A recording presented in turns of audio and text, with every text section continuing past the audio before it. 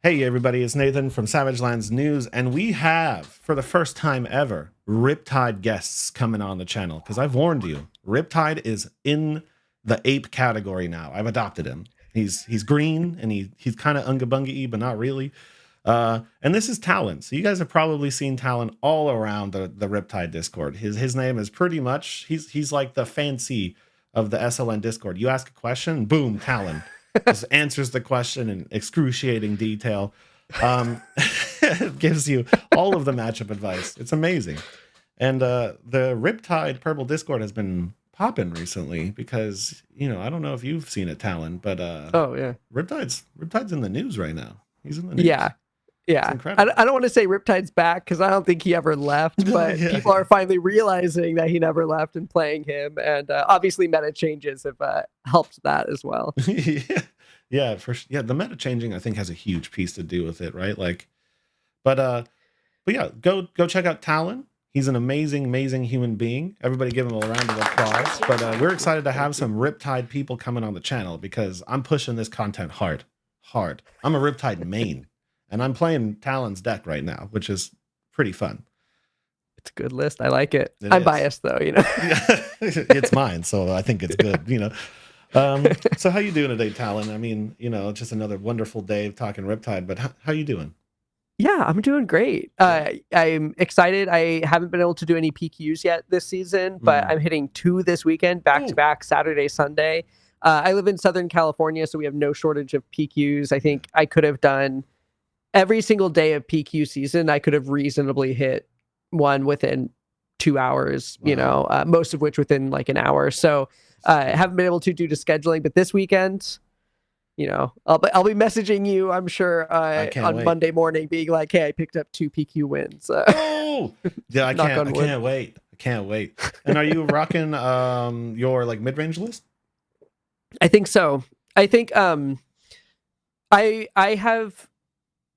been back and forth a little bit. Like I think ultimately I enjoy playing the hybrid list more, which is why I will likely be taking it. Yeah. But like the aggro list, I've been seeing success, and also like my community knows the list that I'm on. Like they've been seeing it develop. I've been playing it all year. We have monthly tournaments with the Arcane Games and Events Open Series, the AG Open Series, and those are big. I mean, there's like like 50, 60 people showing up every single month to play that, and I've done very well so far. I'm 5th out of the entire series as of now. We're halfway through, so very proud of that, but it also means that people are familiar. They know and they look and they see that I'm playing that slower style. Whenever I'm one of the last games finishing up every single round, like you can kind of pick it up. So I might bring aggro just to change up the pace and kind of keep people guessing, because the sideboard plans can be very different against the two. Yeah, that's kind of an interesting thing about Riptide right now is like you said, the dichotomy of the two lists and how you play into both versions is actually crazy different, right?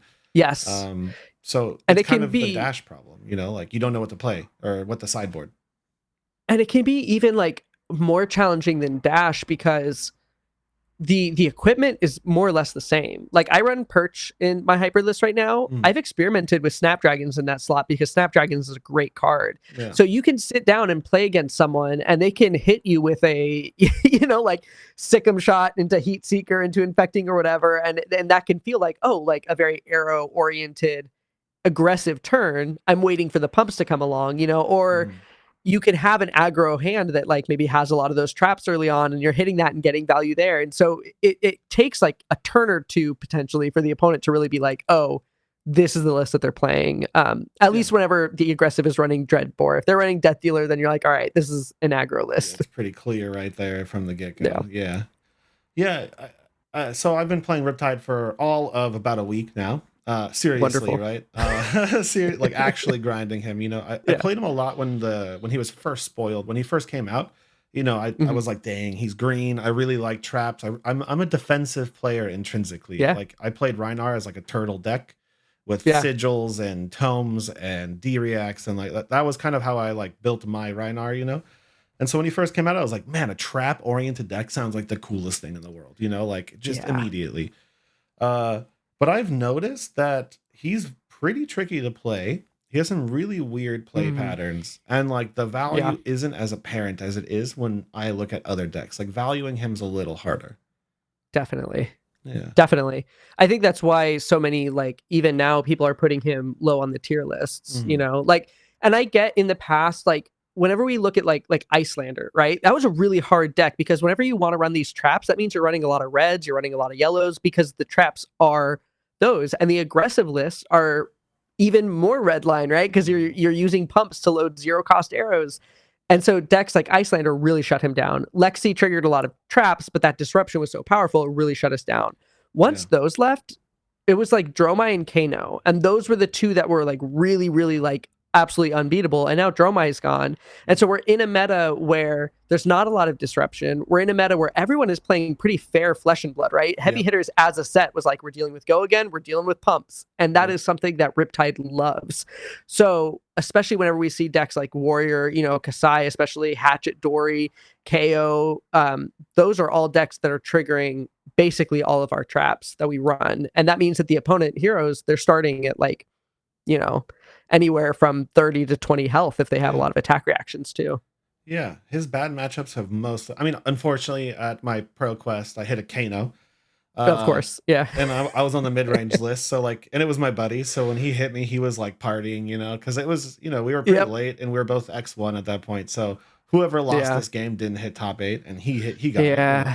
And so he sits down, and I was going through the list, and I was like, okay, cut all the traps out, and then I was like, I only have 47 cards. So I got to stick all these traps back in. Yeah. Playing Rhinar made me a little spoiled because I don't think Rhinar has ever had a truly auto loss matchup aside from like Lexi. And even then you could high roll the absolute, you know, out of a Lexi. You could win. It was just not going to really happen. So going from a hero that's like basically 50-50, 45-55 all the way across the board, and then seeing a Kano, like that was pretty hard for me to handle, I think, as a Riptide player. How do you deal with that? Well, I think that's like, I haven't beaten a Kano yet. There's a lot of them that run down. There's like these Kanos. So I'm in like LA area. And there's a bunch of Kanos from San Diego, and they all just like pile into a van, roll up to the AGE every month, and then like do what they can. And at this last one, I think this was like the fifth or fourth round. I was X-1 doing well. I ran into Dromai, the same Dromai who took a game off me at the March one, and he wins. And then I look around, and all of a sudden I realize that there's like a ton of Dromai and Kano that are now in my range because they had lost and kind of bumped each other down. Now all of a sudden, like I lost the one game, and is very, very likely that I get paired into a Dromai Kano. Luckily, I dodged, but I mean, you just kind of lose those, and I think that that's definitely hard to kind of rely on gem ID, like just your gem luck like that. There's some people who would much rather play a deck that can theoretically win into every deck. Yeah. But again, looking at the meta spread, there's so many lists that are basically instant wins. You know, like Guardian is tough, Teklevosen's tough, Prism's tough. I think everything else is my game to lose, essentially, as a Riptide player. That's how that is actually very much how I felt. And again, I don't have that much Riptide experience. Like I think I have like 25, 30 games on Talishar, and then one pro quest. I've never even played him at an armory before. I just ripped him to the pro quest as my first trial. But everybody but that Kano, and then I did lose to an Azalea, and I think the Azalea, it was 3 turns. She could high roll you. Attention, and you know, I lost in 3 turns pretty much. But every other hero I played, like it definitely felt very good. You know, like I was worried about KO a little bit too because he didn't really have the experience. Like, no, man, I kind of walked. KO is so easy. I walked them all 3 out of the park. You know, like just took them out. Yeah, it was cool. Yeah, it's a really fun list. So, have you been playing it from the beginning? Yeah, not only have I been playing Riptide since he came out, I started playing Flesh and Blood because Riptide came out. No way. Okay. So I was I played Magic back in the day. It had been a few years. I wasn't really playing a TCG. My friends were all getting into Flesh and Blood. They're telling me, hey, you gotta try this. They bought me a Chain Blitz deck because I'd played Dredge in Magic. And so, you know, I enjoyed that. It was fun. But one thing that I didn't like at the time is I felt like the deck expression wasn't there. Like I was the kind of player who would like to play these more high concept builds, even in competitive tournaments. But like I would play like 8-rack or Dredge or these different kinds of like weird things. And I felt like Flesh and Blood didn't quite have like a weird thing or these build around me cards. And so I had done like, I think it was Uprising pre-release, so I had played at like one event, like done like maybe an Armory, but I wasn't diving into it at all. And then we were all playing board games, and the spoiler comes out and everyone checks their phones and they're all talking and looking. And I look at this guy and he's this bow wielding, bloated corpse of a person. He's got this whole like seafaring kind of trappings about him. And then of course, like, deal damage off of traps. Well, that sounds like a really fun deck. And so I leapt in right there. I was like, this is going to be my guy. And then ever since, I think I've only played Riptide in Classic Constructed at any kind of serious event. That's I can't even remember a time kitchen table I played different. Like that's what I play. He's just your guy. Yeah. I love it. That's super cool. That's actually cool that Riptide brought you into the game. That's amazing. Yeah. He's a great hero. I would be sad whenever he inevitably goes one day. Like, I don't know if it'll be anytime soon, I don't know what Flesh and Blood will look like for me. Not with a new illusionist coming. I'm not sure if he's got this might be his window for now. We'll see how bad that illusionist is. I'll enjoy it while I can. Enjoy it while you can. So I guess let's lean into a little bit of like the dichotomy of Riptide, those two lists right now. So what led you down the path to kind of creating this super turtley Riptide deck? Because it is actually really the card selection, I would say, when I first sat down and I touched it was much different than most other decks, because normally I can see the pattern. It's like, okay, this goes here, this plays this, you block with this. This list has a lot of weird card choices. So like how did you end up getting here? Well, we take it back to last year. Prior to this PQ season, the only LL points that Riptide had earned was Mink's RTN win back last year. Yeah. And that at the time was on a list that looks very similar to the kind of list that we see now. Like there's little changes of the meta of like, we don't need the tech for Dromai right now. Obviously, maybe some one cost arrows change in and out, but it's mostly, you're playing the pumps, you're using those to load these arrows, and you're playing an aggressive game, getting as much value from the most impactful traps that you can. Right.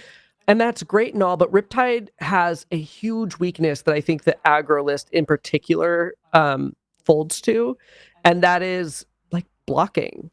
Right. Because Riptide doesn't have any kind of evasion at all. That might change a little bit with the new spoiler that came out, right? That's the first access to dominate that Riptide has, right? There's no dominate on any Ranger cards. Other than that, it's all the generics that get it, right? And we've been able to utilize that in Blitz with stuff like the Nourishing Emptiness, full stack a bunch of traps, but that doesn't work in CC. With the higher life totals, it just doesn't work. And so so that means that whenever you're playing against someone, if they just block out and swing their weapon, they're going to win the value game. You can't evade them at all. If they're playing around your traps, you're not even dealing damage there. Right. That's what led us down to like, okay, well, what if we go in the opposite direction? What if we lean into the +1 that Dreadbore gives? What if we lean into the dereactivation that Dreadbore gives? And we play this fat stack variant that gets value where it can. All of these traps can potentially become 4, 5, 6 points of value. Yeah. And we just lean into this value-oriented game. And that started as full fatigue. I'm talking Rainbow Salvage Shot, Oasis Respite, Sigil, the whole shebang. And as we played, that has actually become more aggressive, because while we can fatigue out the aggro lists like KO really easily, it's much more difficult to fatigue a Guardian. Right. Especially whenever they're not triggering traps, whenever they're just swinging a high value weapon. And so leaning into aggressive stuff, particularly go again sources, is what has allowed us to set up these slightly larger turns, push damage in a way that is even more awkward on the breakpoints. The entire turn isn't telegraphed, and then next thing you know, you can start eking out those wins. And while Guardian is still a tough matchup, like, it's a lot more doable whenever you can handle whatever they're throwing at you, and you can potentially set up these turns that kind of get around their best defenses. Yeah. There's a couple interesting points in there that I want your opinion on. So like one of the first ones is like, in my practicing on Riptide, I'm finding that the more my opponent understands Riptide, the way more difficult it gets to beat them. Like Yes. because they 100%. won't trigger your traps, right? And if once they do that, like you said earlier on, it's like they have 10 more life than they did normally, right? Yeah.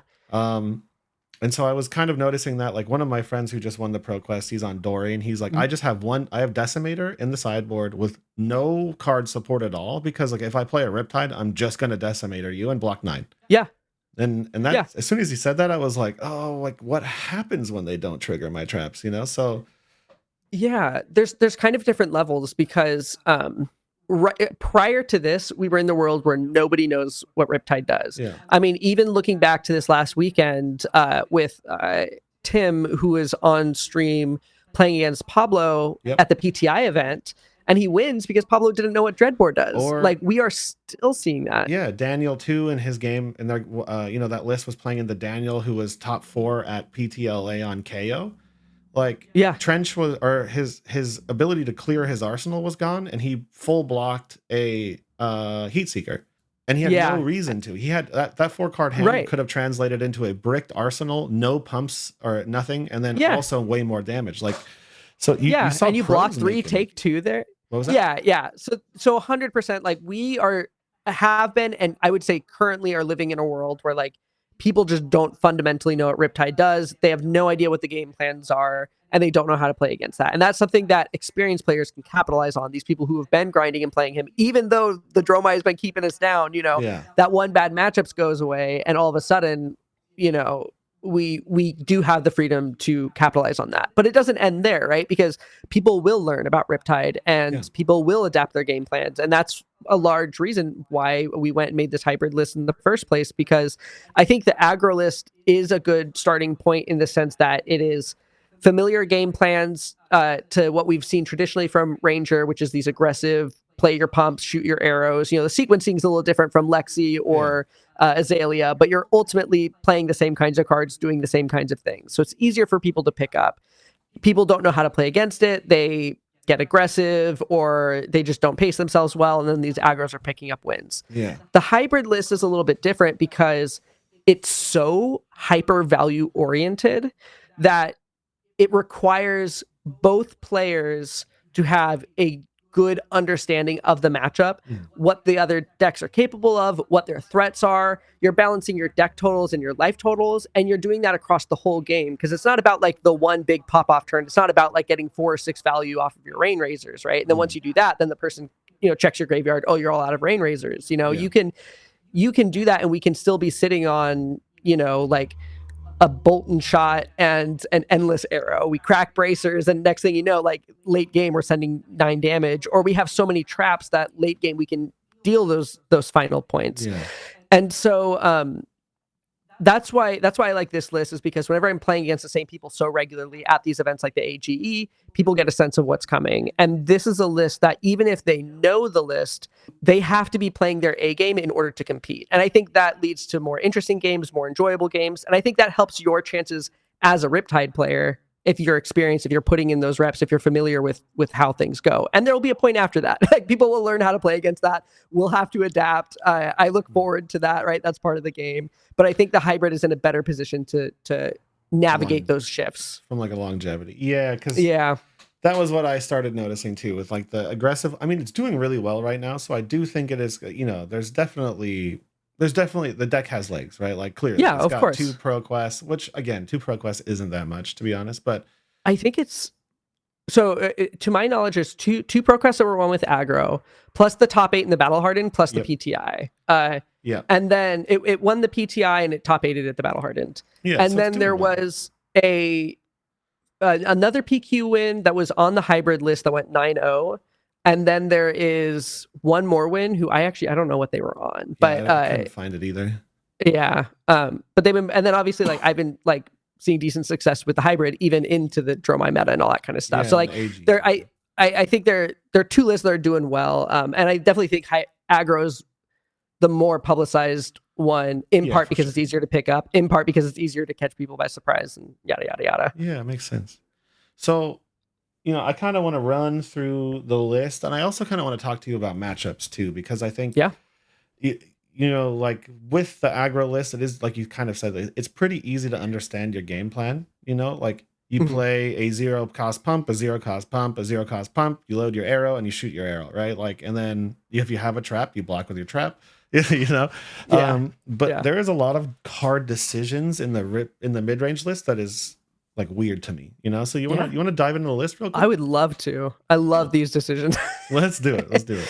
All right. So we have Talon's list in front of us, and this is from your AGE. I think it was a top 8 game or something along those lines, right? Yeah, this is the list that I ran in April. One card difference for my top 8 showing. Okay. I got 10th place at this tournament. Okay. So I was just a tiebreaker away. The top 8 was locked going into round 6 because there was like a ton of X and ones. So it is what it is. But yeah, one card difference because I couldn't borrow my bud's Balance of Justice, which worked out. We can get into that, but okay, perfect. Okay, so yeah, this is very similar to the list I've been playing because I think mine was just so slightly different with Fate for Scenes and no give and takes. But let's start with the equipment because I think this is one of the more interesting things about Riptide right now is that I would say in my personal opinion, he's a little bit of an orphan with like his weapon, right? Yeah, 100%. His hero weapon does not really do that much compared to what this does. So yeah, you want to talk about his weapons real quick and like why you're on, I think especially interestingly, only Dreadbore, right? No other options. Yeah, so essentially, like you identified, Riptide doesn't really have a good weapon for him. Like you have Barbed Castaway, which is cool that it's an instant, right? Like we've seen how powerful a double bow activation with instant speed can be, but whenever one of those is flipping to give an aim counter, like it doesn't work. The value's not there. It needs to be giving something else other than just loading. And Dreadbore is amazing at that because it has a vanilla effect, so it doesn't even need to load with the bow to give bows this defense reaction evasion. And that is crucial because this entire list, part of the reason why we don't run like Death Dealer at all is because all of this value is coming from Dreadbore. All of the consistency is coming from Dreadbore. Whenever you take away people's defense reactions, they lose their ability to block for more than 3. There are some exceptions to that. We've seen the addition of block cards. There's stuff like Oasis Respite. I've seen like Teklo's running Peace of Mind, right? So there's definitely things that people could add or kind of adapt to. But generally speaking, it takes away their ability to block with one card. It turns cards in their hand into dead cards on block, which could be crucial for picking up some of these wins. And so even if they're not running a lot of defense reactions, making sure that even their syncs, even their fates, that they can't sideboard in any of this stuff against you really, is incredibly helpful. And then you couple that with this +1 that it gives, and all of a sudden some of these arrows are being pushed to 7 breakpoints, right? Yeah. Or even a 6 breakpoint where it's like now you can't even block with just 1 2-block equipment and a card from hand. If you want to stop this effect, you have to commit 2 individual cards or a card and 2 pieces of equipment. And so that is the reason why we don't run Death Dealers, because as soon as we do that, I mean, Battering, Bolt, Headshot, there's so many cards that just lose their value if you take Dreadbore out, and that would fundamentally shift the list. So Dreadbore is crucial, and I love it. It's a great card. You know, speaking, we were talking about how players don't know what Riptide does. I did not know, and I played it wrong the entire ProQuest weekend, that it was every arrow can't be blocked. Yeah. I was letting my opponents block after the first one. No. Yeah, that's amazing. You guys, I'll give people 1. You know, like unless we're at like the top tables, you know, round 6, like cutting for top 8, like I'll give you the 1. You know, like you can say, "Oh, I'm sorry. Do you want to go back?" Sure. Yeah, great. After that, I'm sorry. Like I told you, you cannot block with defense reactions from hand, and people will learn. They'll get used to it. You know, we've seen effects like this before, but the fact that it's vanilla is insane. I can't believe I didn't read the card. Yeah, I just thought it was part of the clause. I don't know. You are why. one of many who have not read the card. Oh my gosh, that'll change, I'm sure. But yeah, and yeah. Speaking of like the power of Dreadbore, right? Like, so I was, my first thought, I'm getting into Riptide, and I'm a value centric person. So like, that's why I think I was drawn to your list. I told you I played defensive Reinhardt. So immediately I was like, okay, I'm going to find something these people haven't found. You know what I mean? And so I was sitting there like just ripping Dreadbore, like looking at all the card combinations. And it is kind of crazy that this card costs 1, which is as much as Dreadbore cost. It gives a +1, which is free, and it turns off D reacts. But the only thing Riptides does is it costs 2 to give a +1, right? So it costs an entire more resource, and it only really does it on like Infecting Shot and stuff like that, right? Well, yeah, and you also like, the value of aim is a whole different conversation that can get very complicated and dumb. But essentially, like, some of these cards give very little aim value. I mean, giving +1 to a 6 to a 4 or 5 powered attack is like not going to do it. You're not pushing those breakpoints. Like all of the aim effects, like the aim pumps are all 1 cost. So it's like it's a really mana intensive deck currently. Yeah. And the fact that you can't give it aim when you load it in is also kind of huge and annoying. So like the aim, like even Murky, I think the new spoiler Murky Waters will help make aim deck doable for armories for casual play. Yeah. I don't think that we're going to see like an aim deck take the win anytime soon. Because it's also like, it kind of, I'm going to default to Reinhardt math, like 2 for 6. Yeah. So Sedation Shot and the Blood Rot Shot, all those things, right? So you end up paying 3 resources for 6 damage. I mean, yes, they have an on hit, but they're not going to break any break points. I mean, I guess if you were to load it with Bard Castaway, flip it with Bard Castaway, and shoot it, you can't load and flip with Barbed Castaway. Barbed Castaway loads face up, and the other ability is you have to flip. So you have to use Riptide's ability, which we can do, but then you're wanting to run 0 cost pump. So you have a 0 cost pump to load, a blue to like flip. The math just it's not there for aim right now. Or you have to do. It will be one day. It's not right now. Yeah, you have to do like a D react on their turn, put something in arsenal, and then they CNC you, and you're like, well, that didn't work, Or they just block with their own D reacts, right? Like you take away that thing. It's like, okay, I'm threatening more on hits, but those on hits get significantly easier to block because Riptide doesn't have any evasion. He's not Azalea. He can't give dominate, right? Like, It's really weird. We'll see though. I feel like the aim counter conundrum is in a very strange place because like some of the aim counter cards have really powerful effects, but then like you said, Riptide like can't make them hit. It's like Deadeye with Riptide is not gonna really hit you if they don't want it to. No, and I think that we're gonna see that change a little bit with Murky. I think that people are gonna start putting in Point the Tip, which is currently an awful card with Riptide, right? Because you cannot play that unless you have a face-up arrow in Arsenal, and that means that you can't load it like Riptides are so used to doing with their pumps. That being said, it gives Murky dominate, right? Yeah. And then even looking at like the red disease stuff, like a red infecting shot, if it's loaded with Dreadbore and then you point the tip and then you fire, that's coming in for 10, which is a much more appealing, right? Because it gets the +1 from Dreadbore and the +1 from the aim. And this list is loading face up more often than other Riptide lists because we want that +1 from Dreadbore. So we've built out this list that wants to pay to load an arrow. And then we have a pump that wants to have a face up arrow in play. Yeah. So that might start being a thing. I don't know. That's kind of like something we're like testing, looking at. I know aggro players are looking at that even as like one of in their list as kind of game closers and stuff. Yeah. Like it'll be a thing that people will talk about more. But even that's kind of funky. It is, and that's on Dreadbore. It might be better with Dreadbore than. Okay. Yeah, exactly. 100%. 100%. Okay. So, those at home, like the real difference between the aggro list still runs Dreadbore because I do think it, makes sense as its best arrow. They also run Death Dealer, but this list doesn't because Dreadbore is value machine, right?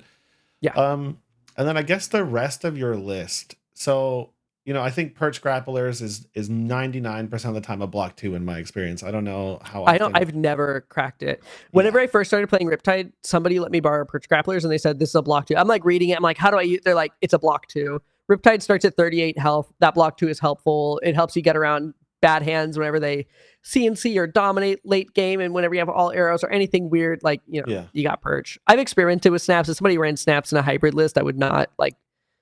I've considered it. I still consider it. I might roll up to a PQ this weekend with snaps, but Perch is great. Block 2, excellent. That's what we need. Health. It's just health. Yeah. Quiver is your anti-fatigue tool because you don't have a weapon, so at the end of the day, Yep. you need deck advantage to win, right? That was what Yep. I've noticed. Even with my fat stack, there was like an Azuri matchup where I got down pretty low, Oh yeah, like pretty assassins will low. do that. Yeah. Yeah. Yeah. And then this card surprised me. So Trench, at first I was like, man, I'd really like to have Tunic because if when we get into the arrows, there's a lot of plays where one Tunic trigger would increase my value significantly. Definitely. But then there was the turns where Trench saved my life. You know what I mean? So Trench became like an Yeah. all-star in my opinion. What's your thought on Trench versus Tunic? I think Trench is infinitely more fun. I'll say that true. much, and way cheaper. But it also has AB, so there's like some of these benefits of like it's a well-rounded card. Being able to get around CNC, you talked about how important it is to keep that deck list up, and we're already extremely vulnerable to CNC from a life total perspective. Adding deck stuff on top of that, But I think that Tunic. So I have seen some lists that are fatigue or hybrid style lists that run Tunic alongside some traditional bull cards, like Findle's Fighting Spirit and what have you. And their thinking was that, well, you're playing the defensive, you're seeing more turn cycles, so you're gaining more free value from Tunic. Yeah. And I understand that, but I like Tunic in the aggro list a lot more. If we look at Tim, who performed at, he's the top 8 Battle Hard in Valencia. The next day, he won a PTI event, taking down some really intense opponents. He was on a Tunic list. And I think it makes a lot more sense in aggro, where that one resource can mean a lot of extra damage. That one resource can really like smooth out a turn and let you push these things that you wouldn't be able to push otherwise. And especially considering that aggro lists don't run as many traps. Because the worst case scenario, whenever you're on Tunic as Riptide, is that you get a trap or a D-React in Arsenal, and the opponent just stops attacking. You bricked, you can't load your arrows, you can't get rid of it. The lists that run Tunic run like Driftwood Quiver, Standing Order, so there's some get out of jail free cards, but I don't like those cards. Like I think you're losing value by playing those cards, and so you're kind of like, like you're jumping through these hoops that make something difficult whenever Trench just opens up those play lines. It allows you to go smooth. If you draw an all trap hand, like in a list like this especially, you need to be able to cycle that out. And so if I can pitch one to Dreadbore and not load anything, just pitch it to filter and then trench away the other, I'm cycling through 2 cards a turn. That's going to help me get the things that I need. So I've never played Tunic. I don't own a Tunic. Like I'm all in on Trench. And it opens up a lot of good play lines too, especially with Codex of Frailty, where because you have Trench, you should pretty much never be discarding off of a Codex. Like there's no reason for you, unless like you really need to cast a specific card that's in your graveyard and they don't attack, so you have a handful of stuff. Like it comes up every now and then, but Trench allows me to regularly cast CNC off of Codex without needing to discard anything. And that's I think that's one of the biggest draws of the hybrid list in comparison to aggro. Whenever we talk about like the ceiling of the aggro list versus the ceiling of the hybrid, the hybrid is not pushing as much damage per turn, but whenever we're throwing these big, 2 cost, 6 powered attacks that just disrupt the enemy game plan, like that is also very difficult to deal with. Yeah, that was one of the first things I noticed was like, for those of you at home who don't really understand exactly what we're talking about there. So when you play Codex of Frailty from your hand, Riptide triggers, and then you can put the other card from your hand in your arsenal, and then before Codex of Frailty resolves, you can trench it away and gain a resource. Yep. And so, like, one of my most common play loops, if I didn't have a blue in hand or something along those lines, would be like Codex, Trench, I'm not great at Ranger cards right now, Merciless, and then shoot for 5, right? And aggro decks hate that. They hate it. Yeah, and you're giving them the Frailty. You keep your arsenal stocked after that with the Ponder. Like, there's a reason why Codex is such an expensive card. It's amazing. And it opens up a lot of play lines, like, so one, you can always cast it for 0. Codex, you can always cast for 0. Normally, that's an endless arrow. If you're in the end game, that might be the one of Virulent Touch, right? Which can be really scary because it's either 4 damage to face or they block with a card from hand and have to deal with the Blood Rot, So at the right time, that can just close out a game. Mm-hmm. If you have if you have a single other card in hand, it could be literally any card. You play Codex, you do that play line that you mentioned, you trench that away, you have a floating resource, and then you can grab Remorseless. I've also experimented with adding Heat Seeker in because that also combos well with Codex, where it'll put a card from the top of your deck face up, and then the Ponder triggers, and you put that in face down with New Horizons, and then you're walking into a 6-card hand, which is pretty powerful. It's not in the list that you're showing, but it's one that I'm like, that might be like one of those 1-cost arrow on hit swaps a little bit, because you just need one as a Codex target. I really one or two. wanted, in my first weekend playing, I really wanted to add Infecting Shot, 1 copy, just for luck. Yeah.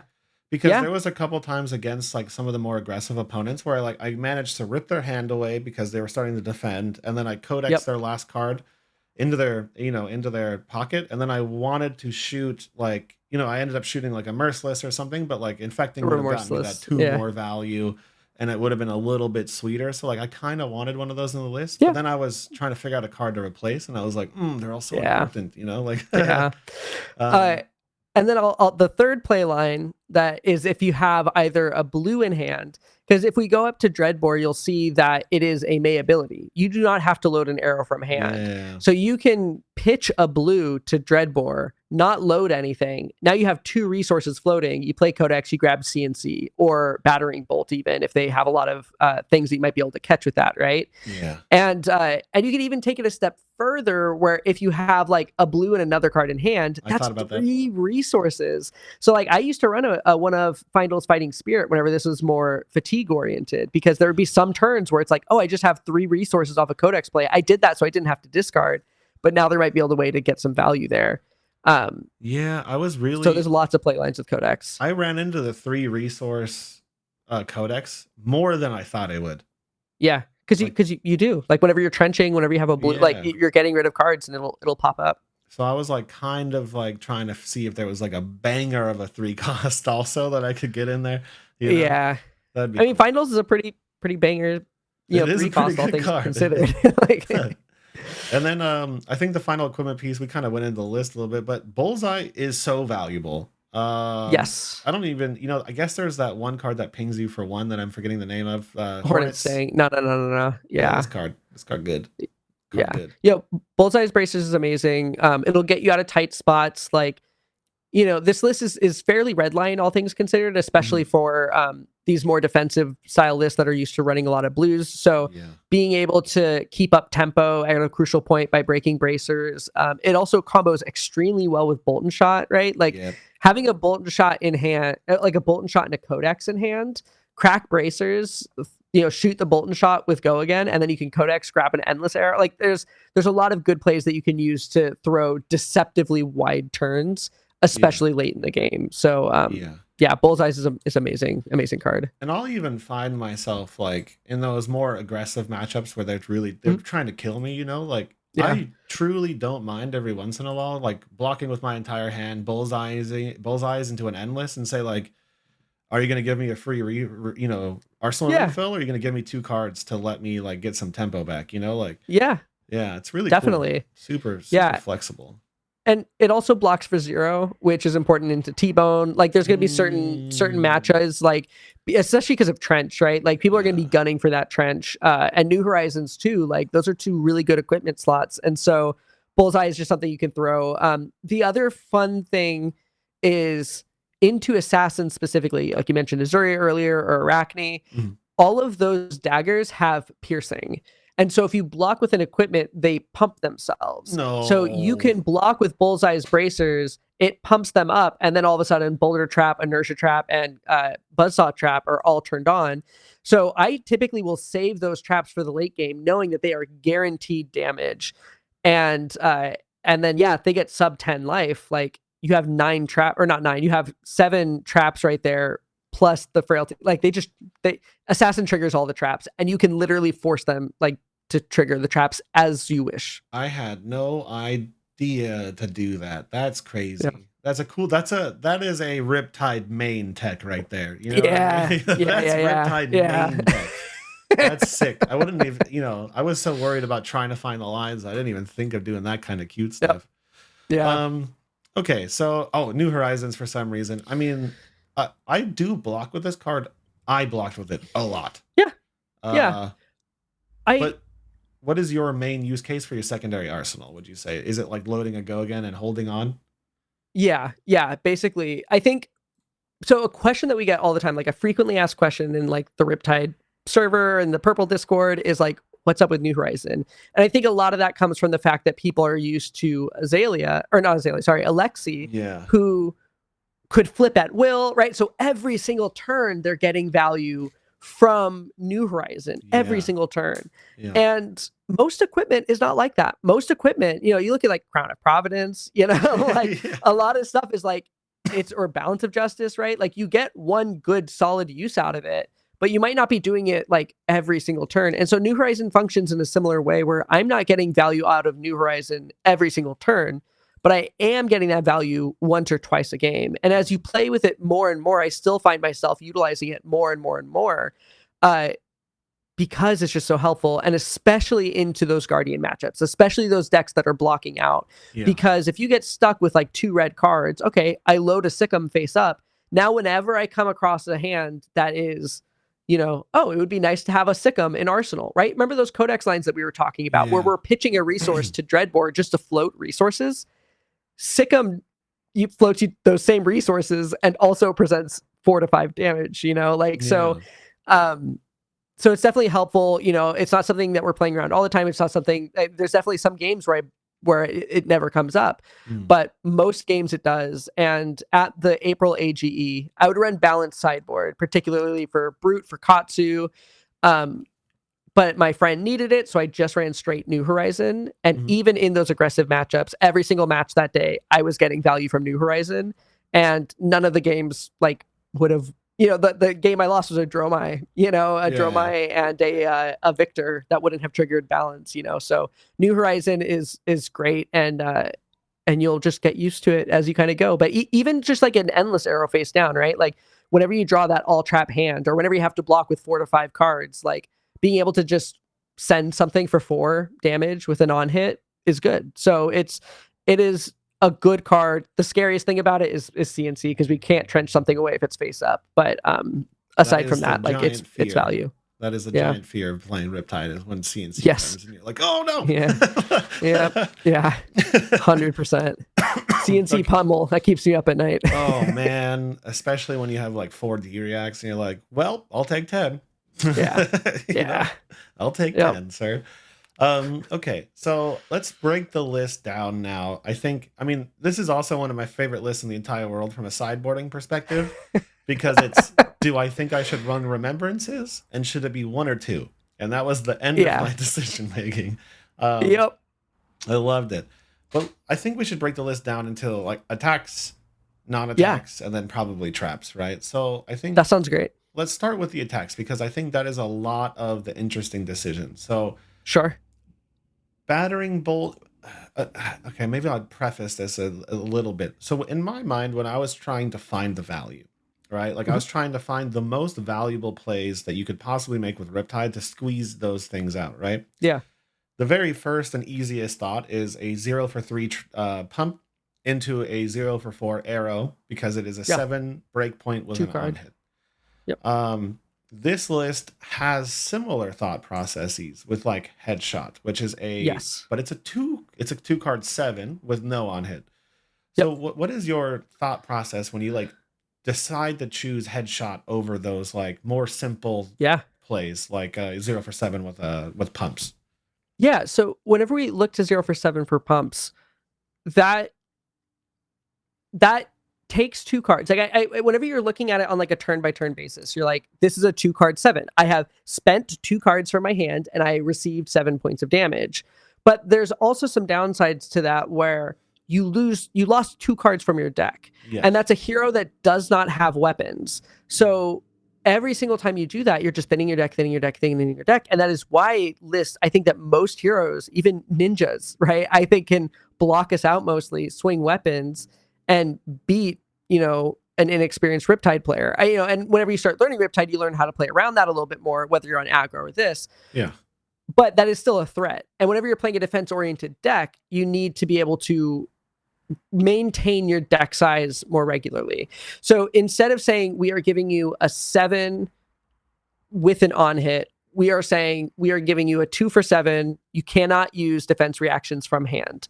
And what that does is the whole goal, if I had to break down the thesis of this list, like what am I trying to do with this list? You are taking 2 cards from their hand every turn. That is it. That is the goal. You're not trying to necessarily, great. Like if you set up the big turns, you set up the big turns. Like they're there and you'll get there. But like the baseline, like turn to turn, what should I be doing? Getting 2 cards from hands. Sometimes that is through a card like Remorseless, where that's a really relevant on hit to some decks. They cannot afford to take that on hit, so they're going to block with 2 cards from hand or some equipment or something like that. Headshot is on the opposite end, where it's saying, okay, are you really going to take 7 damage here? Maybe you block with 1, you're still taking 4 damage. And if you block with 2 cards, you're still chipping 1, right? Like it's that death by 1,000 cuts. In the late game, that card can be crazy. A 2 for 7, no D reacts from hand, insane. But that's kind of the main value preposition, is that we're coming in for 7. You cannot officially block this because you do not have access to D reacts. And so we're spending 1 of our cards to get 2 of yours. And you probably cited out a bunch of D reacts. So most lists, even the Bravos and the Guardians and that kind of thing, are running less cards than we are. And then you factor in Remembrance if you're running that, or Quiver if you're not. And, that Quiver, you grab a Headshot, like that's another 2 to 3 cards that you're taking from the opponent's deck. And you can fatigue that, like you can see where the fatigue value starts to line up, even if we do not have a weapon. And Battering Bolt is the exact same thing. Battering Bolt is a 2 for 6. The on hit is great. It's not effective against like all decks. Most decks can play around it just fine, but 2 for 7. And they're 2 for 7 block 3s. If we look at the other attacks that are 2 for 7s, they all block 2s. So now you have this list that is extremely consistent. If we need to block with any of those cards, we can, but we're also able to recur these cards with things like Remembrance, with things like Quiver, and the value just starts to add up. And then that's how we beat the decks that just say, I'm going to block 9 or 12 every turn and fatigue you with the weapon. Because if they're doing that, then we're taking 2 to 3 cards every turn and we're only losing 1 card a turn, 1 or 2 cards, and we win that race.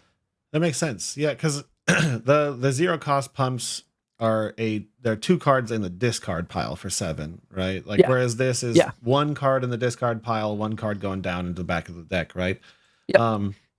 And then I figured it was mostly that logic, but it is an interesting thought, right? Like okay, and then so you got Battering Bolt, Headshot, your big blammo arrows, right? Like those are the thick ones, And then you kind of got more of your 0 for 4s, right? So you got your bolt and shots, your endless arrows, and your ravenous rabbles, kind of, and then those are your only 0 for 4s. So what makes them special?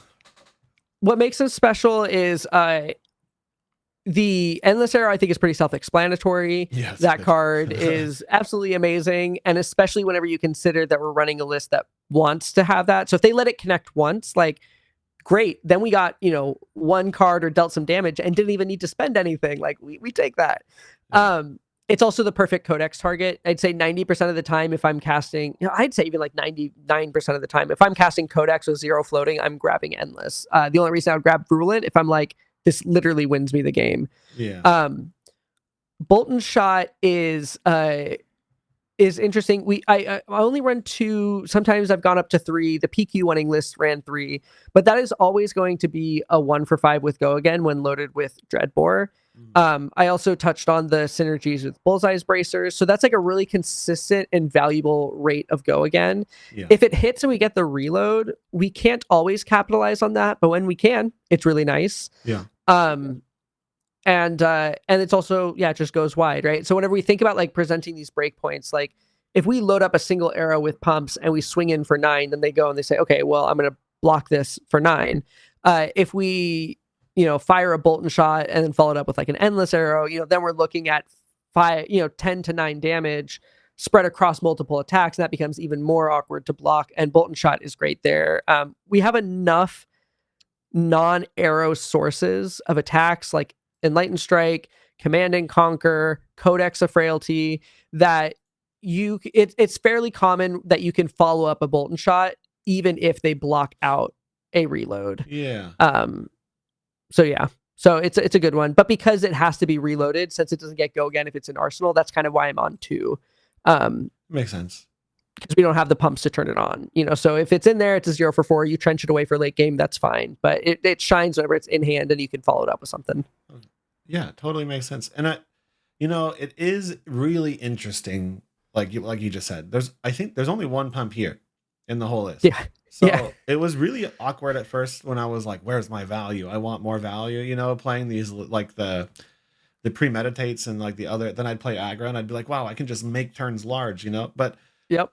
It is really interesting playing Riptide with only these 3 pumps. I'm assuming you picked Premeditate because it gives you an unlimited supply of traps, pretty much, right? Like the Ponder token is going to give you a trap pretty much 90% of the time. Why Premeditate over like, I don't know, Infecting Shot or something? Or well, I think Premeditate has a lot going for it. As you see, we kind of got these like 2 chunks of it. So the first one is like the next time an attack action card hits, you get a Ponder token. And as you identified, that's really valuable, because if that is a defense reaction, great, we have an extra card to block with. Maybe that's a card like Sedation Shot or Ravenous Rabble, and we can throw a go again attack and follow it up with something. It also means that whenever we present these go wide turns, we have multiple sources to get that Ponder token. So even though the pump only affects the next attack, the top part is just any time an attack hits. You swing a Ravenous Rabble, you flip a blue, oh no, it's only coming in for 2. But if you premeditated that turn, that's still something they have to consider. Yeah. The other thing is that it buffs any attack action from Arsenal. And that is really underrated. Like, we've experimented with like Seek and Destroy, right? Seek and Destroy in theory plays directly to this, right? You're clearing the arsenal of D-reacts, you're keeping them off their 5-card hand, you're potentially trimming cards from their deck, but it only works on arrows, and that is limiting, because I think one of the best plays is Premeditate into Command and Conquer, or Premeditate into Virulent Touch, or Premed into Give and Take if you're running those, right? It pushes Headshot and Battering Bolt when they're loaded with Dreadbore to 10. That's a really important break point. Yeah. So this list tries to run as few 2 blocks as possible, because we want to be able to block efficiently. And so the 2 blocks that are there are very purposefully chosen, and they really had to make the cut. And Premed is the one pump that feels worth it, even though, that's just adding 3 damage and they can just block it out. Like we want to make them block out. There's enough vanilla attacks happening here that if we can give those on hits, so being able to give an entire turn of attacks on hits pushes it from, Headshot is coming in for 7 damage, for Headshot's coming in for 7 damage and a Ponder token. Yeah, and the line like playing Premed from hand into Virulent Touch, or Premeditate or the Endless, Endless Arrow, like any of these. So many play lines. It's good on anything. Even Rabble, like. You get stuck with these 2 weird two blocking hand. You're like, all right, here's a Rabble for 7 with a Ponder, like at least. Or even 6 or 5. Like that's the thing, right? It's like even worst case scenario of those hands, like that's still good in this list. Okay, so there's very surprisingly little arrows in here, like Battering Bolt, Bolt and Shot, Endless Arrow, and then we've really got Headshot, Remorseless, Sedation Shot, and I think the last arrow is Sedation Yellow. Yeah. This one was one of the weird ones for me. What's up with this one? So this list is pretty redline, all things considered. That being said, it really thrives off of having 2 resources, because whenever our goal is to strip 2 cards a turn, and we're running things like Headshot, we're running things like Remorseless, or like we identified earlier, being able to pitch a yellow into the bow to grab one of those with Codex of Frailty. Yeah. We just like yellows. And so whenever we're running, like, a lot of the defense reactions are reds, right? Like obviously red sinks, red fates. We also have like Tripwire Trap, Take Cover, and then there's like the traps like Inertia Trap, Frailty Trap, and we want red. Like a lot of these cards only come in red, so it becomes a very red line deck. And so I found myself wanting a little bit more, a little bit higher resources to pitch, and so whenever you look at it through that lens, Yellow Sedation Shot works great, because if you load it with Dreadbore, that's coming in for 5. Again, it demands 2 cards. Now that card can be a 2 block from hand or an equipment, so it's a little bit easier to block. but that's still like you're making that demand or you get the on hit. If that card is in Arsenal and you are not able to load it and you just need to fire that to keep up some sort of pressure, that's still coming in for 4. That still demands 2 cards unless they have a sync in Arsenal. So it just kind of hit this sweet spot of like being able to still push the value while giving us that little bit of extra resources that I was kind of looking for. And why Sedation Shot over all the other yellows? So whenever we look, so I'll preface this by saying that I think largely your 1 cost, 5 powered arrow with an on hit, they're interchangeable at any color. Like you can swap them around based on your meta, based on your preferences. It's very rare that like one of those is so crucial to the game plan. Right. But the reason why we went with Sedation Shot is because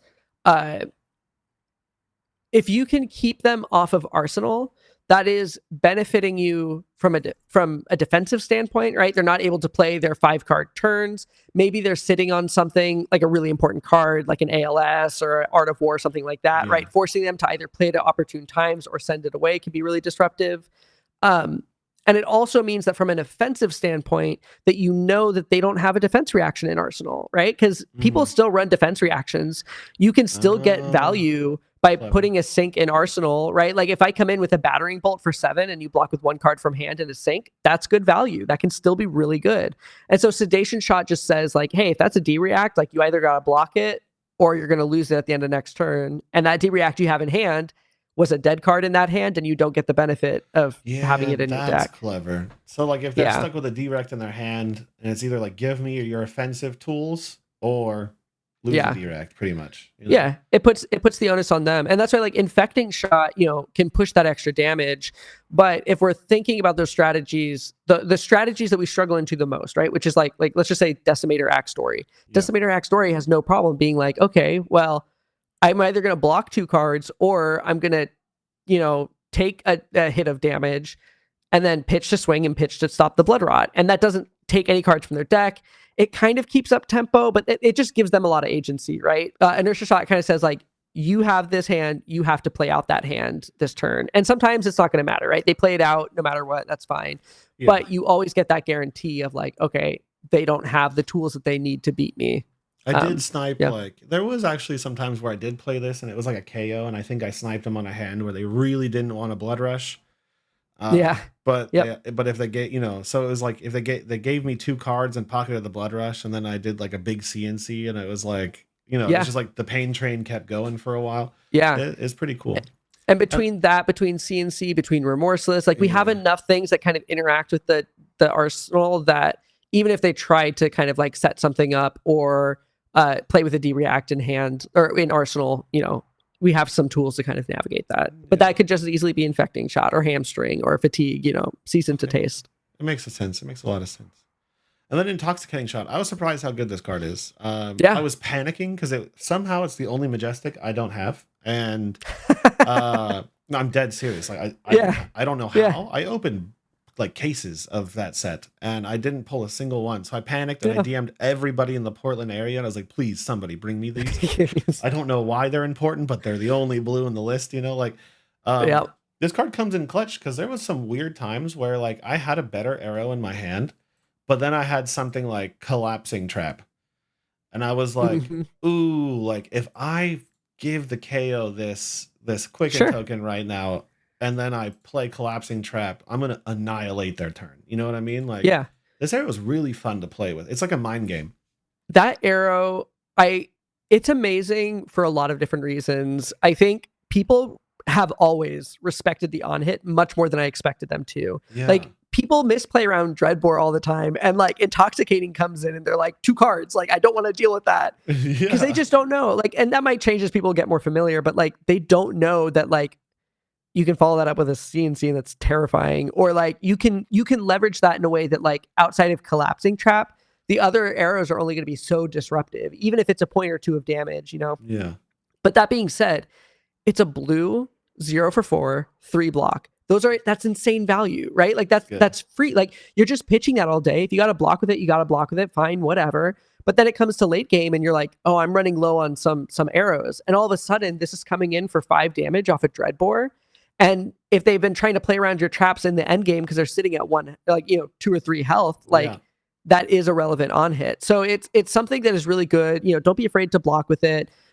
We mentioned some great blue play lines. Like I wouldn't consider cutting it because we want those blue play lines. But it's just a solid card. It's just a really consistent card. I genuinely remembranced it in, like remembranced it back in before, because it's a great remembrance target. You grab that in a battering bolt or something. Like, you're setting up your end game turns or quiver. I had like played my blue legendary traps pretty early, and I was like, okay, and then I checked, and there was only one of these left in my deck, and I was like, I have 3 codexes left, no blues, so like let's get these things back. And I won a game off this. I shot it at a KO. They went to 5. They just took the 4, and I think I even bullseyed it in for 5. They took it and went down to 3, and then their first attack turned on every trap I had, and I killed them on the spot.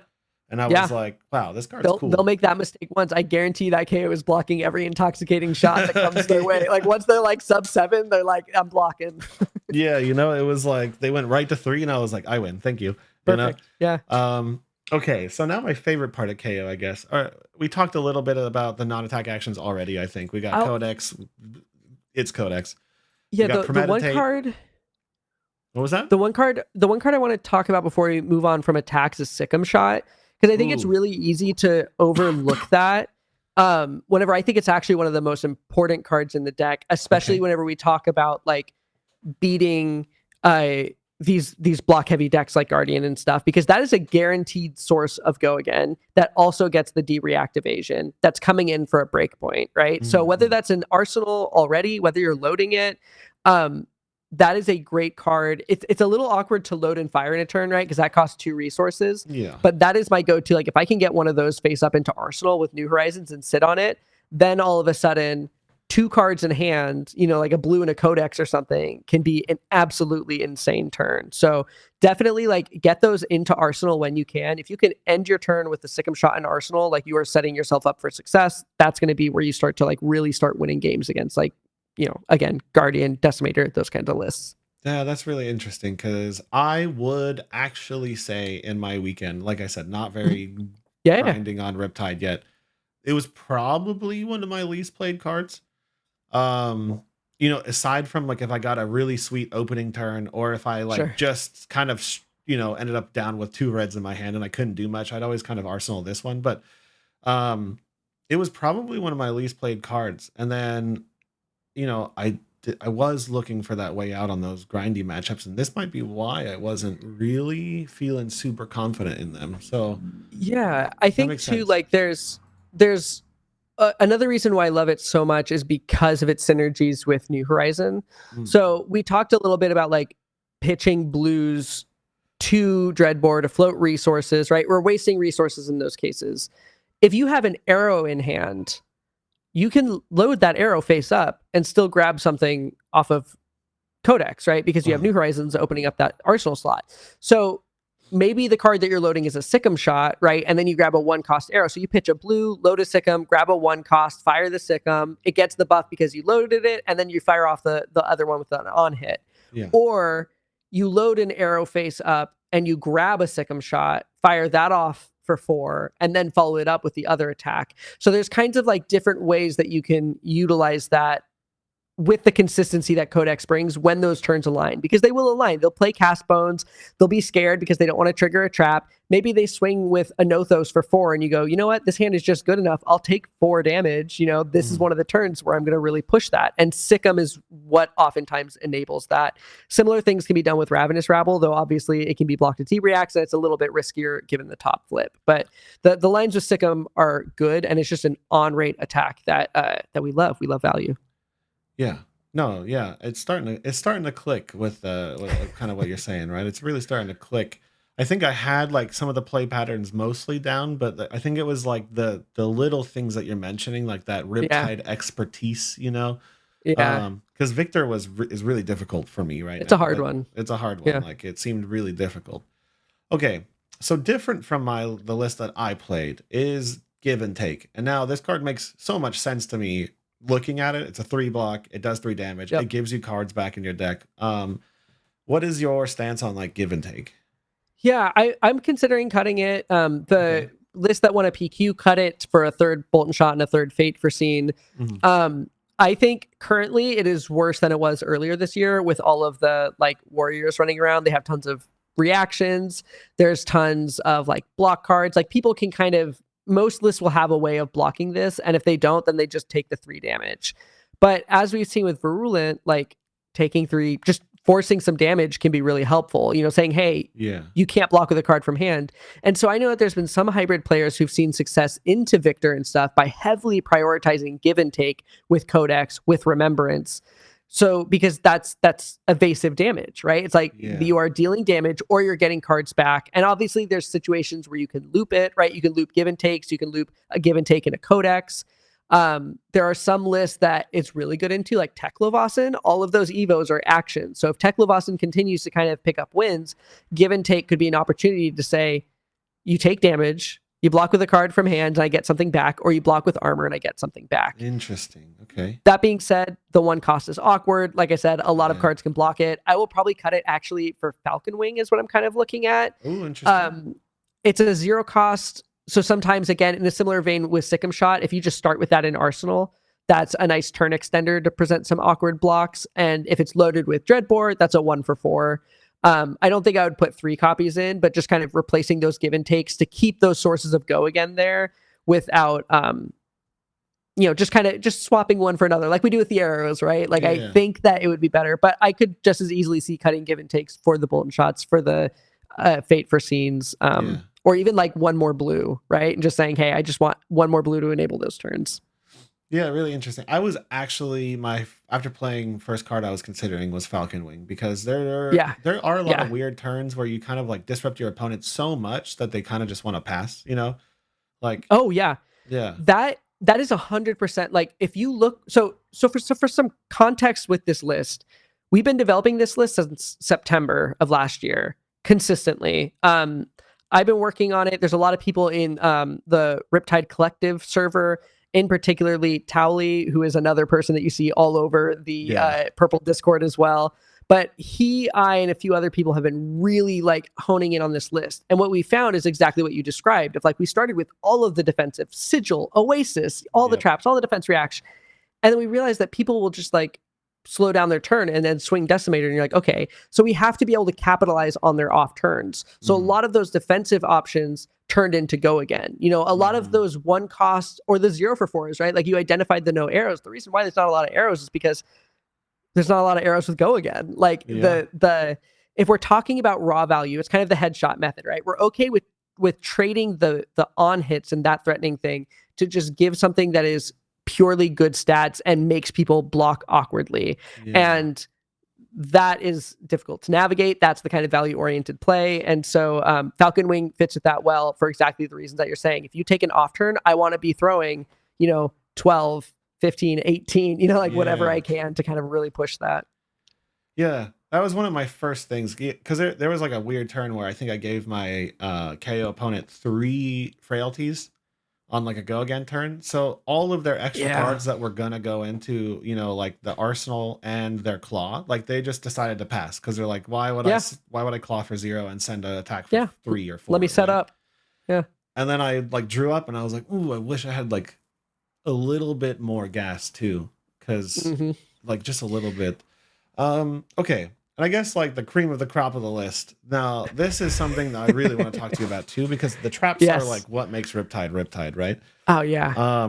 However, the ratio right now that you've landed on in my like it feels amazing, and then sometimes it feels the worst thing ever, Sure. Like there was a really important turn at the when I was like playing, and I pivoted the game state. I did like a monstrous kind of like I gave them the on hits. I hit them with a CNC with a Codex. I ripped their hand away. I pocket an arsenal, and then I draw up, and it's 5 D reacts. And then I go, trench, bow, pass, and then they got the that whole pivot turn I had just disappeared in one instance. So how did you end up on this ratio of traps? Like, how important are they right now? Yeah, I mean, so I'll preface this by saying I don't think we've really talked about like the ratio in that way. It really is just like these are the traps that give you value. So we're running those traps because we want that value. Those hands are sucky sometimes. Sometimes it really feels like, oh man, you know, whenever they come in with a CNC on those turns, that's rough. But sitting on 5 D reacts is a much better turn to pass on than sitting on 4 pumps. You know what I'm saying? Yeah, like, for sure. Whenever we kind of compare it to the other lists, like these turns come up where you're just going to have bad draws. And one thing that I really, really like about this list is that oftentimes your worst hand is still going to see you being able to block like 8, 9, 14 damage or something like that. Yeah. There's still some awkward things in there. Like if I, drop a handful of Ravenous Rabbles and Codexes, like that can be a powerful turn, but like if I need to be blocking with it, that's tough. There's obviously the Crucible traps too, where, if you draw like 2 or 3 of those on a turn, that can be rough. These ones hurt me so much sometimes. Yeah, I found that it doesn't come up often. Like it's happened to me, but not to the point. So like how we ended up on this ratio is that we played it, and if things weren't feeling good, we cut it. I used to run 2 tripwire traps, and I bumped it up to 3 because I was like, I'm able to play all of these just fine. Yeah. The value on tripwire trap is insane because one, it's a 0 for 4, and it always pings, and then that effect can be really impactful too in certain matchups like Azalea, Azuri. Yeah, there's lots of situations. So it's good enough where we put it in. And the cool thing about those traps is that whenever you have a critical mass of traps, all of the other ones help you play those because you can load them off of another one. So it kind of lines up enough. I try to like Tripwire especially, I'll use it as it comes. Like I don't want to save that for the end game, but Pitfall is a great one to save for the end game. So part of it is just kind of like learning the balance of like, what am I playing early? What am I playing late? And kind of as you're going, being aware of what kind of ratios you have left in your deck, generally speaking, so that you're not necessarily caught off guard. Or you can start thinking like, I have a lot of these left in my deck. I know that. Let me start playing them, even if it's not like the most opportune time, because, I don't want to be stuck with that all trap hands in the late game. Yeah, that was one of the things I noticed was getting stuck with these things. Yeah, because it's tripwire trap and it's the do Pitfall 2 damage trap, right? Where? Right next to Sedation there on the lower left. Yeah. These two caught me a couple times in really bad positions, but then like when you really think about how much value Pitfall Trap has, oh my goodness, right? Like I mean that I've won countless games with Pitfall Trap.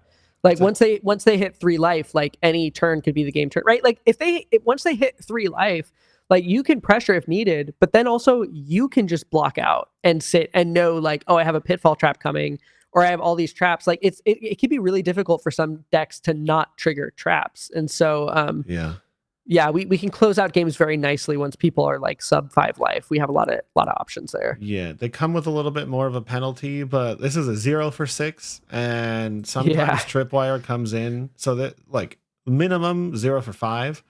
Yeah, but sometimes this comes in for a lot. You know? Yeah. I've stopped a CNC with this card before, like Wild Ride into CNC, they just boop. You shouldn't be able to do that with Tripwire Trap. Wait, because Tripwire Trap. Send packing or sorry, not send packing. Whatever. Sorry. Tar Pit Trap. Tar Pit Trap. The effect carries over. Sorry. Tripwire Trap is that specific one. But Tripwire also stops weapon attacks, I'm pretty sure. Yeah, this one right here. These trap. Okay, I mixed it up, but yeah, these two cards do some nutty turnoffs, right? Like Tar Pit was so good into Azuri. It was wild. Yeah, and it's good. So like looking at Tar Pit, it's a little weird because the way that it's phrased, right? It's like when this defense attack would go again, the next time an attack action card hits, effects don't trigger.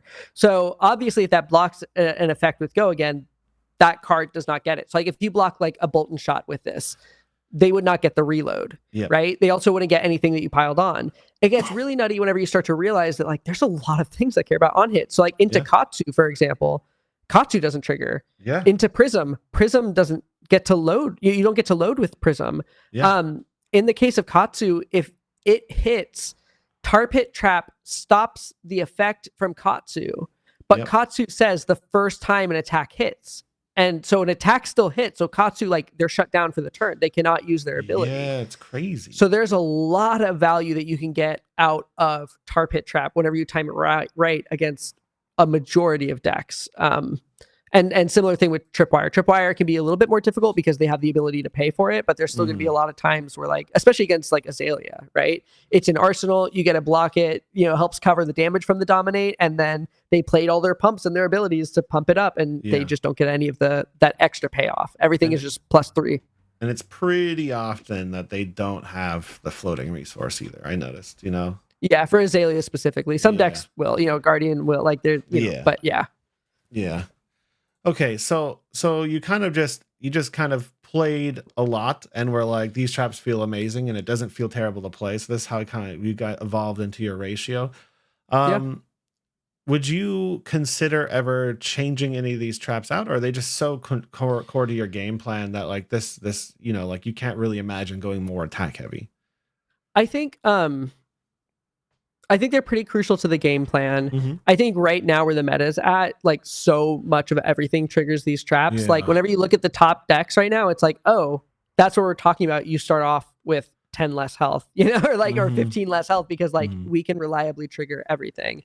I can see worlds where that shifts, like, into Kano, into like Icelander, right? Like, the traps get a lot worse whenever you can't do that. But on the flip side, we're looking at the next Illusionist that's coming up. Illusionist is historically a tough class for Ranger, especially for Riptide. But it looks like the Spectral Shields are going to be weapons and not allies, and that means that they're an attacking hero, and that means that all of the traps will deal damage. That means that stuff like Frailty Trap will give you that defensive capability. And so, looking into the next set, I actually think that the traps are going to stick around now. I think once we hit that all arcane set that's kind of like rumored and down the line, that'll be the time to really evaluate, like, okay, is running this many traps actually helpful, or do we need to adjust further?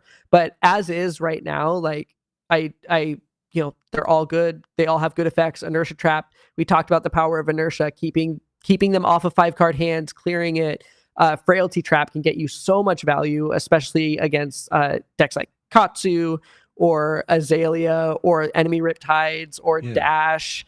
God, what else we have? Boulder Trap, right? Burning through some of that fridge that people have, demanding more cards. This card's Pendulum, so I think it's so good. I think Pendulum Trap would be the one that would be closest to being cut, but with all the reactions running right now, and the decks that want to just like swing and fatigue you tend to run reactions too, so like it lines up well.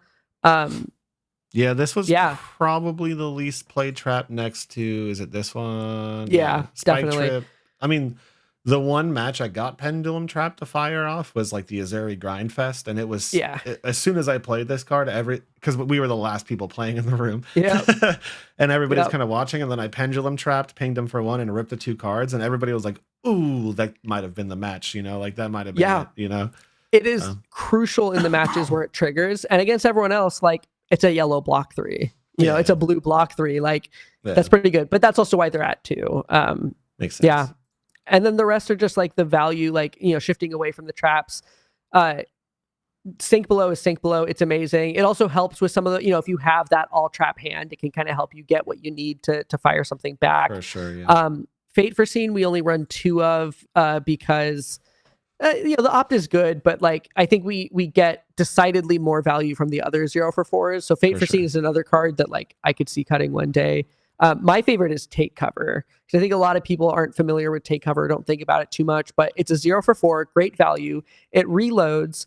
That's what can help smooth out the Crucible trap turns, right? I don't think I would be playing 6 Crucible traps if I didn't have Take Cover, because if that's an arsenal, I can load it.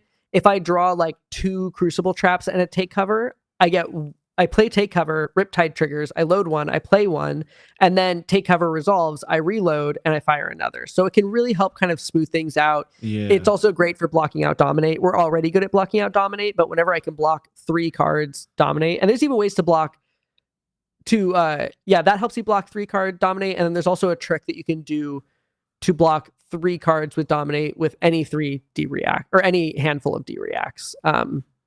Which is a complicated sequencing thing. I can get into that if you want. But is that play the D-React from Arsenal, play one from hand, load with Riptide, play one from Arsenal again? This is, you have 4 D-reacts in hand. Okay. Nothing in arsenal, right? Like just for this thought experiment, nothing in arsenal. This is found by a player named 2D who, grinds a lot. We call it the 2D tuck, right? So the way that Dominate works is it says you cannot block with a card if this has been blocked with a card from hand. And part of that is that you cannot play a card if this has been blocked with a card from hand. So you enter the reaction step. You have 4 defense reactions in your hand. You play one. Before that resolves, Riptide goes on to the stack. You load with Riptide. You block with Riptide. Or you block with a D-react from Arsenal, right? So that's one D-react that you've blocked with from Arsenal. Dominate is still good. Before the first one resolves, you play a second D-react from hand. Because the first one hasn't resolved, the dominated attack has not been blocked with a card from hand. So you can still play another D-react, even though one of them is going to fizzle at the end of this chain. Yeah. So you play it, you load the third or the final D-react into Arsenal, you block with it. Now you have 2 D-reacts on the stack. The first one is going to block, and the last one that you played, and the third D-react that you played is going to block, and the last one is going to see that this card has already been blocked, and it is going to fizzle. So you're sacrificing a card, but you're doing that to block out a dominated attack on what would otherwise be a potentially game-winning hand. So, I've survived a turn I should not have been able to survive against a Bravo because of that play. That's sick. Yeah, it gets complicated, and you'll call a judge, and you'll talk it through. It'll be great, but it's those kinds of plays that make Riptide such a tantalizing defensive deck too, right? Like we can leverage that top line of Riptide's hero ability, right? Loading whenever you play a card, just as much on the defensive side as people can get by doing that on the offensive side. Yeah, he's got some tricky lines for sure, like the Codex and the Trench line, the blue and the bow line. And then I even had a judge called on me because I blocked with New Horizons and then continued to use my arsenal on the defense step until resolution. Yeah. And it's like it hasn't blown up yet, It's still not at all. Yeah. And you just trench whatever. If you get caught with something in Arsenal as New Horizon, you trench it away. Bam, you save a card. Boom, save your life. It's great. Dude, okay. I mean, this is really thorough. I mean, quite a long video. We're at an hour and a half so far. I'm sorry. No, it's okay. I'm learning right now a new hero, so that's another one of the reasons I keep asking questions, even though this is gonna. And I just love talking about Riptide. I could talk about him all day. Yeah. I'm looking for some champions to help me with Riptide in the Discord if you're interested. I know that I just found out you guys have another one, but if you're interested, I mean, send me the link. I'll be joining for sure, even if it's just poking around every now and then. Come join it. The excellent. We're at 550 members so far, so we're trying to grow. And Riptide's one of my new priorities. But okay, so I think we heavily covered the list, which I love. We talked a lot about the intricacies. We even got a little nerdy there for a second, which I'm so about. I would say maybe really quickly, because I think this could pretty much be another video of talking about matchups and stuff. Is there any advice you want to give to players who are looking at this version of Riptide, trying to bring it out? What is your mindset when you play this game, this hero, and how do you win? Yeah, I think it's important to know what the other decks are capable of and kind of what their playline is through. I think this is one of my greatest weaknesses as a Riptide player, because as I mentioned, I've only played Riptide. So everything that I've learned about other decks have been through playing them through the lens of Riptide. But if you have a knowledge of those other decks and you can kind of see okay, these are the threats that they have. Okay, Brute is going to have 3 Blood Rush Bellows that are going to set up these insane turns. So whenever those turns come around, I'm blocking everything, And also, I think managing life total is a really important thing, because you need to be aware, Blood Rush Bellow is coming, and I need to have the life total to survive that on a bad hand. And so you get the feeling of against different matches of kind of where you should be at certain times, or based on the threats that you've seen, and kind of keeping those up. Dash is another hero that you kind of have to keep that life total up, because they can high octane and roll into it, or max with Nitro Mechanoid. There's a lot of decks that can just kind of pop off and beat you on one big turn, and you have to know when and where that's coming to either avoid it or kill them before they get to that, or have your life total high enough to beat that. And it's tricky. It's really, really hard to kind of put it into words or incredibly actionable things, because it's something you just have to play. You just have to get a feeling for it, but you will start to get that as you play more and more. So practice. Like, I can only teach you so much, but like I love it. seriously, I love it. practice this list, run it over and over. Okay. And like you mentioned, sideboarding's easy. You know, remembrance whenever you need to. If you lose to fatigue, you remembrance.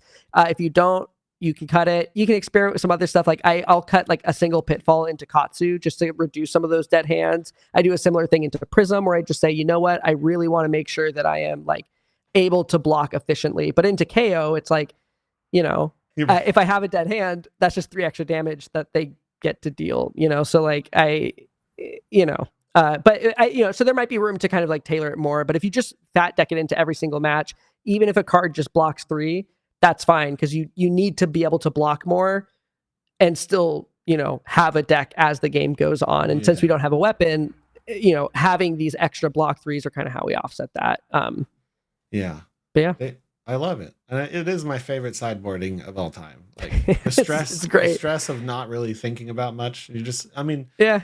I do think that like I would maybe, if I was sideboarding, there would be a little bit more like I'd probably take some of these like I don't see myself. Have you ever really like gone to fatigue against a KO? Like no, and I've definitely like, as I play and test more, I've started making moves like that more often. Okay. Like I used to really heavily keep everything into Prism just so I could block out all of the heralds, and that's one that I kind of like stepped off where I'm like, okay, like, you know, those are important, but, you know, being a little bit more aggressive, you know, so I might be running like 66 cards instead of like 72. And that's like, I'm talking like the last couple weeks where I've really started fine tuning that. Okay. But I feel like I was only able to get to that point once I navigated the list well. Cause some decks you are still like fatiguing. Like I fatigued a Teklo once.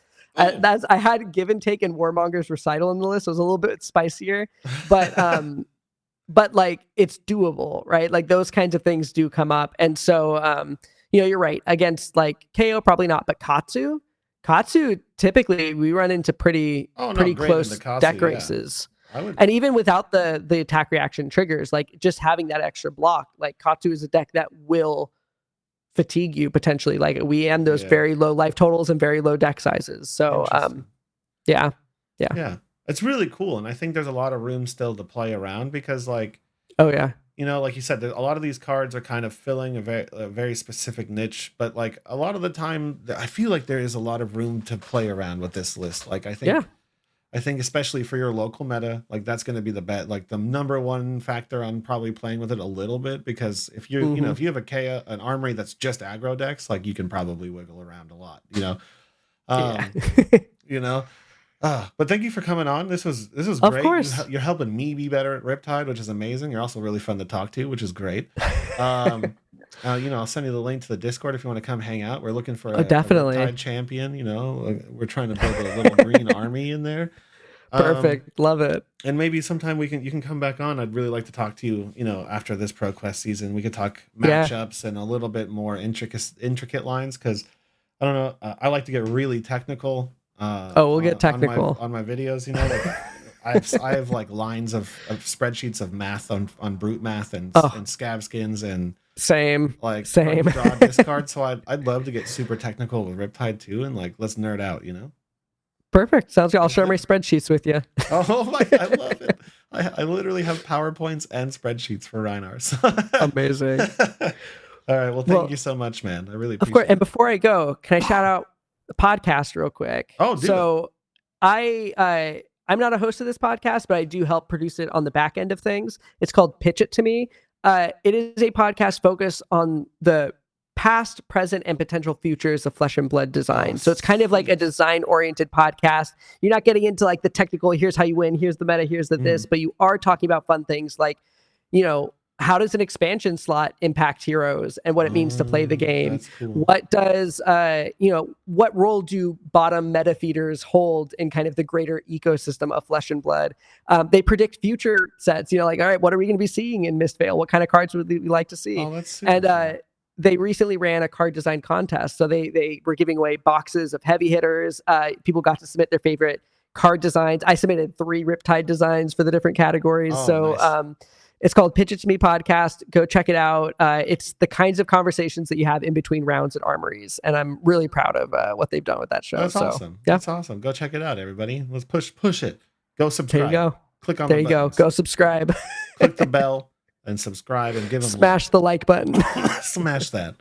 Yeah. Well, thank you so much, Talon. This was an absolute pleasure. I had a lot of fun talking to you. This was super cool. So I hope you come on again, and bring your Riptide Armory on here and let's nerd out. Let's nerd out. Sounds great. Looking forward to it. Thanks, everybody. Have a great day.